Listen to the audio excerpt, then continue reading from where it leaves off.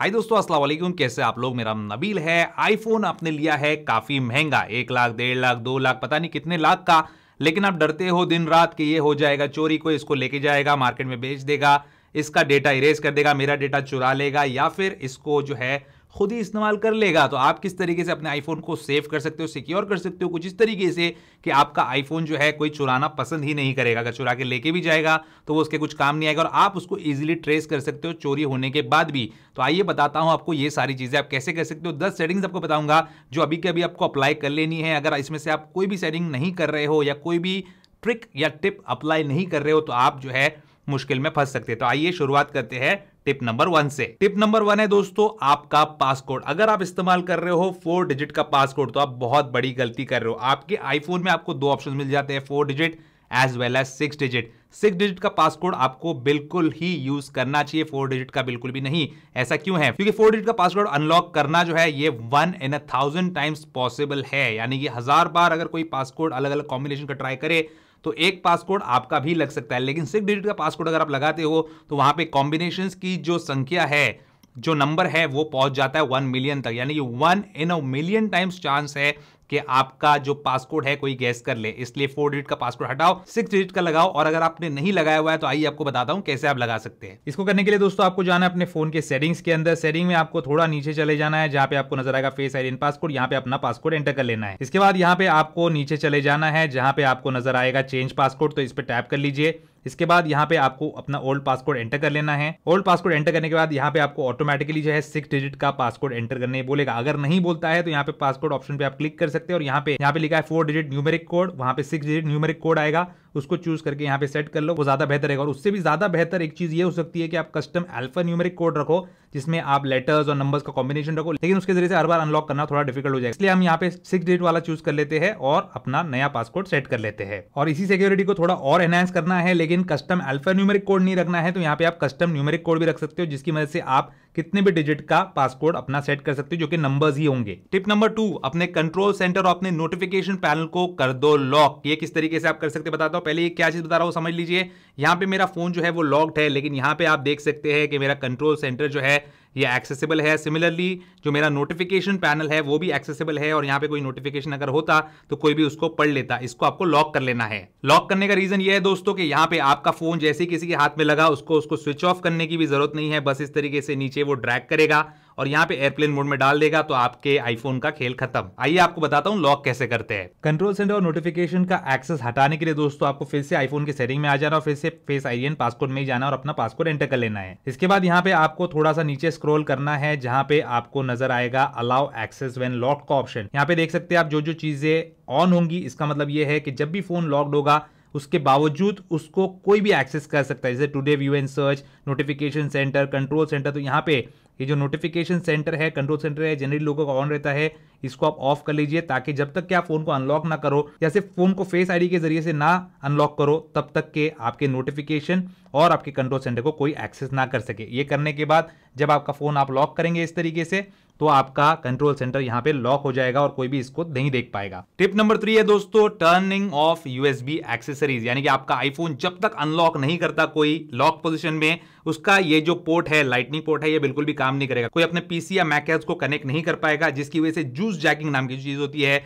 आप गूगल पे सर्च कर सकते हैं, जिससे आपका आईफोन जो है वो अनलॉक किया जा सकता है या उसको जेल ब्रेक करके उसका डेटा वगैरह चुराया जा सकता है। ये चीज पॉसिबल नहीं रहेगी। आईफोन में ये जो एक पोर्ट होता है ये एक कमजोर हिस्सा है, जिसको आपको करना है सिक्योर। वो कैसे कर सकते हैं?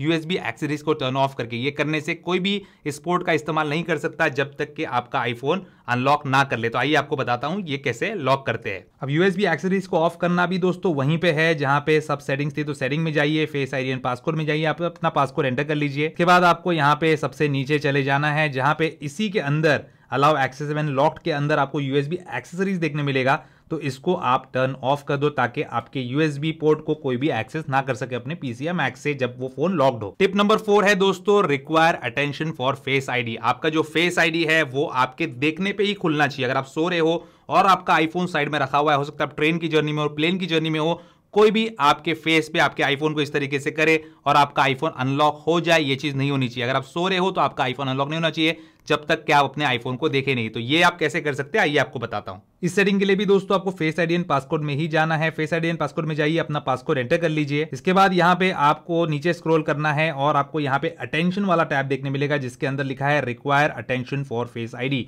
इसको आप ऑन कर दीजिए। इसके बाद कोई भी आपका आईफोन जो है, आप सो रहे होंगे तो आपके फेस को दिखाकर अनलॉक नहीं कर पाएगा। टिप नंबर 5 है दोस्तों, अपने फाइंड माई एप्लीकेशन को प्रिसाइज लोकेशन की परमिशन दे दो। आपके आईफोन को ढूंढने में जो चीज आपकी मदद करेगी चोरी हो जाने पे, वो है फाइंड माई। और अगर आपने इसको प्रिसाइज लोकेशन नहीं दिया है, उसका एक्सेस नहीं दिया है, तो ये एक एरिया बताएगा जहां पे आपका आईफोन है। फिर अगर वो एरिया बताता है काफी बड़ा, तो आप कैसे अपने आईफोन को ढूंढ पाएंगे। इसलिए प्रिसाइज लोकेशन ऑन रखना बहुत जरूरी है। आइए आपको बताता हूं कैसे इसको प्रिसाइज लोकेशन का एक्सेस आप दे सकते हो। इस सेटिंग को करने के लिए दोस्तों आपको जाना है सेटिंग्स में। सेटिंग्स में आपको नीचे स्क्रॉल कर लेना है और यहाँ पे जाना है आपको प्राइवेसी में। प्राइवेसी में आपको जाना है लोकेशन सर्विसेज में और यहाँ पे मेक श्योर करना है कि ऑन है। बहुत लोग ऑफ कर देते हैं, ऐसा कभी मत करना वरना आपका आईफोन आप ढूंढ नहीं पाएंगे। और उसके बाद आपको नीचे स्क्रॉल करना है जब तक कि आपको फाइंड माई ना दिखे। फाइंड माई पे क्लिक कर लीजिए और यहाँ पे आपको चूज करना है व्हाइल यूजिंग द ऐप। इसके अलावा दूसरे ऑप्शन भी है जैसे नेवर, यानी कि कभी उसको लोकेशन एक्सेस नहीं मिलेगा। उसके बाद है आस्क नेक्स्ट टाइम और व्हेन आई शेयर, तो ये भी नहीं रखना है आपको रखना है व्हाइल यूजिंग द ऐप। और यहाँ पे उसके बाद की सेटिंग भी है जो कि प्रिसाइज लोकेशन, यानी कि आपका जो स्पेसिफिक प्रिसाइज लोकेशन है आपके फोन का, वो आपको पता चलेगा जब आप इसको फाइंड माई के जरिए से ढूंढेंगे। टिप नंबर 6, हमेशा अपने फाइंड माई को ऑन रखिए। अगर आपने व्हाट्सएप ट्रांसफर वगैरह बीच में इस्तेमाल किया है या फिर अपना डेटा ट्रांसफर कर रहे थे, कुछ भी कर रहे थे जिसकी वजह से आपके आईफोन का आपने फाइंड माई जो है उसको ऑफ कर दिया था, तो उसको अभी के अभी आपको ऑन कर लेना है। जाके चेक कर लीजिए कि ऑन है या नहीं। अगर ऑफ है तो ऑन करना है। आइए बताता हूं कैसे इसको चेक किया जाता है। फाइंड माई ऑन है या ऑफ है ये देखने के लिए आपको जाना पड़ेगा सेटिंग में, फिर अपने एप्पल आईडी पे आपको क्लिक कर लेना है। क्लिक करने के बाद यहाँ पे आपको नजर आ रहा है फाइंड माई, इस पे क्लिक कर लो और यहाँ पे फाइंड माई फोन पे क्लिक करना है। यहाँ पे you have to make sure कि फाइंड माई आपका ऑन है। टिप नंबर 7 और 8 ये भी बहुत इंपॉर्टेंट है। फाइंड माई नेटवर्क और सेंड लास्ट लोकेशन, ये दो सेटिंग आपको ऑन रखनी है। सेंड माई लास्ट लोकेशन ये जब काम आता है जब आपकी बैटरी होती क्रिटिकली लो, यानी कि आपका आईफोन कोई लेके चला गया, बहुत ही लो बैटरी है उसके अंदर, फिर भी वो अपनी लास्ट लोकेशन स्विच ऑफ होने के पहले सेंड करेगा। और फाइंड माई नेटवर्क तो बहुत ही ज्यादा इंपॉर्टेंट है, जिसकी मदद से आपका आईफोन रहता है फाइंडेबल इवन आफ्टर पावर ऑफ, यानी कि अगर किसी ने आपका आईफोन चुरा लिया और इसको स्विच ऑफ भी कर दिया तब भी आपका आईफोन फाइंडेबल रहता है। तो आइए ये दो सेटिंग्स कैसे आप कर सकते हैं आपको बताता हूं। ये दोनों सेटिंग को ऑन करने के लिए आपको सेटिंग्स में जाना है, फिर अपने एप्पल आईडी में जाना है, फिर उसके बाद फाइंड माई में जाना है, फिर फाइंड माई फोन में जाना है और यहाँ पे you have to make sure कि फाइंड माई नेटवर्क और सेंड लास्ट लोकेशन दोनों ही ऑन है। इसके फायदे मैं आपको ऑलरेडी बता चुका हूं। टिप नंबर 9 है दोस्तों, यूजिंग एन ई सिम। ई सिम इस्तेमाल करना जो है ये काफी एक अच्छी डील हो सकती है आपके लिए, क्योंकि आपके आईफोन में जो फिजिकल सिम होता है यहाँ पे लगा होता है वो सिम ट्रे के अंदर, इसको कोई भी इजीली निकाल के फेंक सकता है, जिसके बाद आपके आईफोन को डेटा एक्सेस करने में मुश्किल आ जाएगी। कोई और आईफोन यूजर नजदीक आएगा तभी वो उसके आईफोन की मदद से आपको लास्ट लोकेशन सेंड कर पाएगा। लेकिन अगर सिम उसके अंदर इस तरीके से एम्बेडेड है जो कि ई सिम होती है जिसको कोई निकाल नहीं सकता, तो आपका आईफोन को जब भी वो ऑन करेगा जो चोरी करता है आपके आईफोन में नेटवर्क आ जाएगा। तो यहाँ पे सिम कार्ड जो है एक ई सिम के तौर पे एम्बेड करके अपने आईफोन में रख लीजिए। और आखिरी टिप जो है दोस्तों, ये सबसे खतरनाक टिप है। ये तभी करना जब आप जो है एक बहुत ही ज्यादा कोई फेमस पर्सनैलिटी है, गवर्नमेंट के कोई टॉप लेवल के एम्प्लॉय है, आपके आईफोन का डेटा आपके ही नहीं बल्कि आपकी फैमिली या आपके पूरे कंट्री के लिए खतरा हो सकता है अगर वो चोरी हो जाए तो।